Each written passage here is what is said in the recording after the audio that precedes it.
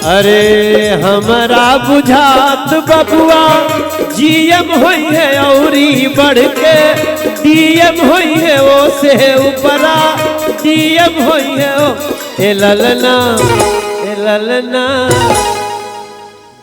ये जो बजा रहे इनके लिए ताली बजाइए, हमारे साथ वाले नहीं है लेकिन कितना बढ़िया बजावता। और एगो सहनाई भी बाटे। अरे बजाओ भैया तनी सहनाई बजाओ। हाँ तने अरे माइकवा खोला मर दे उनकर सहनाई के। हाँ बजाई बजाई। अरे ताली बजाई, आजकल सहनाई कहाँ मिला था सरकार।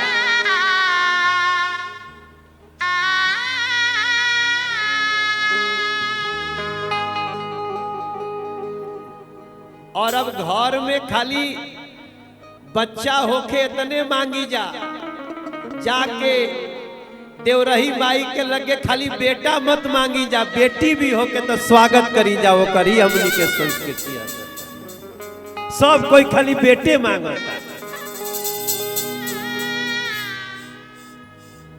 बहुत बढ़िया भैया, छेड़े रहो, बहुत अच्छा लग रहा है।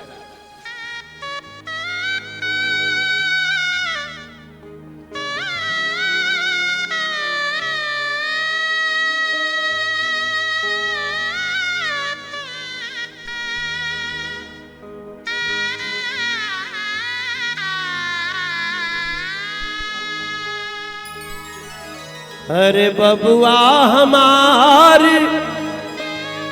महाराज होई है